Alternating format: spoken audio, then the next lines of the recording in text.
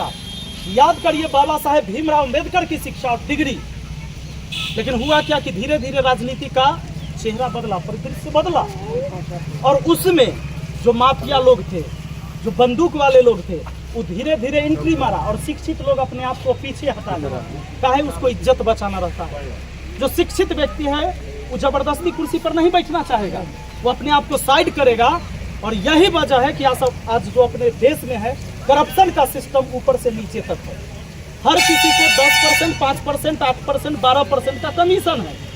उस कमीशन को अगर कोई तोड़ना चाहता है, उस चेन को तोड़ना चाहता है, तो अधिकारी उस पर FIR करेगा, उसके खिलाफ हो जाएगा। लेकिन अगर आप नहीं होना चाहते तो उस चेन में रहिए। कभी किसी प्रतिनिधि को अधिकारी से लड़ाई नहीं होगा। कब नहीं होगा? जब वो जनता की आवाज न बन के बस उसका चमचागिरी करेगा। लेकिन अगर जनता की आवाज बनेगा कोई प्रतिनिधि तो अधिकारी से लड़ाई होता है। जब अन्याय हुआ, हम एक जनप्रतिनिधि, आपने देखा हम हाजीपुर DM के जाकर हुआ तक लड़ाई लड़े हैं। उसके बाद हमारे सारा काम के जांच करवाया कि एकरा कैसहू फंसा देवे, कैसहू एकरा भेज देवे कि यहाँ दफ्तर में घुस गया। सब इतना आदमी लेके 20-25 हजार आदमी, तो इसको फंसाना है। पूरे 4 साल कार्यकाल का तो लगभग पूरा होने वाला है। जांच करवाया, एक भी जांच में मैं दोषी नहीं पाया गया, एक भी जांच में नहीं। तो सीधी बात है कि सांच को आँच क्या। अगर हम लड़ाई लड़ रहे हैं तो मुझे पता है कि हम किस स्थिति में रहेंगे तब लड़ सकते हैं।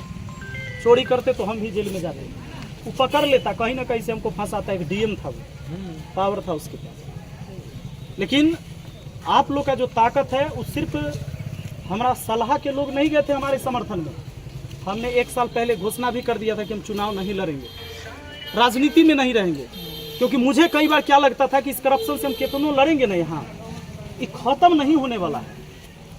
आज एक गरीब आदमी जब राशन कार्ड बनवाने जाए तो ओकरा देखिएगा, आप ऑनलाइन आवेदन कर दिए और वो बताएगा पेंडिंग।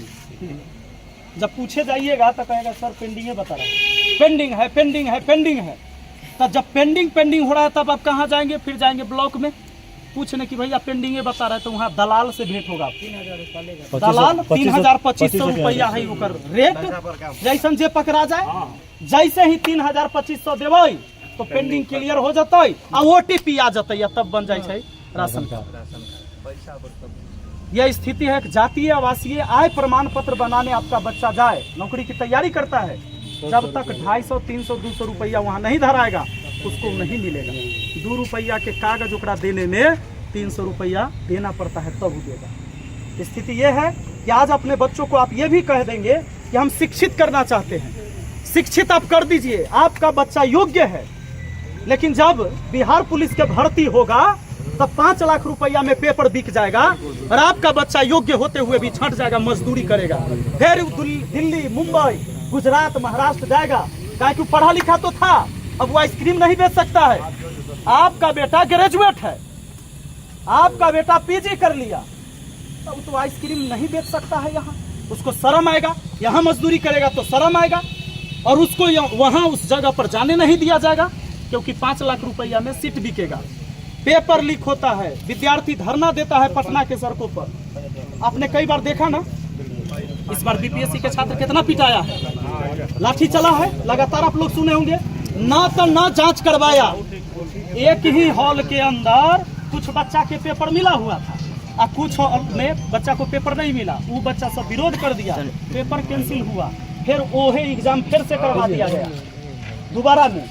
लेकिन उसकी जांच नहीं करवाया कि दूसरा हॉल में वो पेपर कैसे चल रहा था और बाकी हॉल में पेपर क्यों नहीं चल रहा था, जबकि स्टाफ तो हर हॉल में था क्वेश्चन पेपर बांटने के लिए। आप सोच के देखिए कि कितना बड़ा करप्शन है।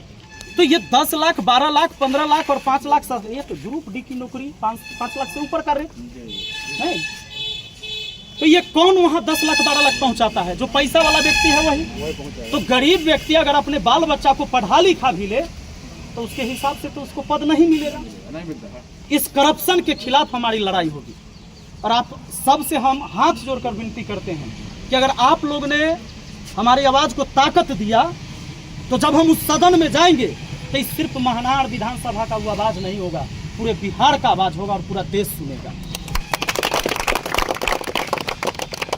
मंगलवार को याद रखिएगा, हमने बताया एकदम मशहूर शिक्षक आपके वो लोग आएंगे, शिक्षाविद लोग जब आएंगे ना, तो एक बार पहली बार ऐसा होगा कि शिक्षा से जुड़े लोग राजनीति में हिस्सा लेंगे। इसको बदलाव हम लोग कहेंगे। तो इसके लिए बस आप लोग आशीर्वाद बनाइएगा।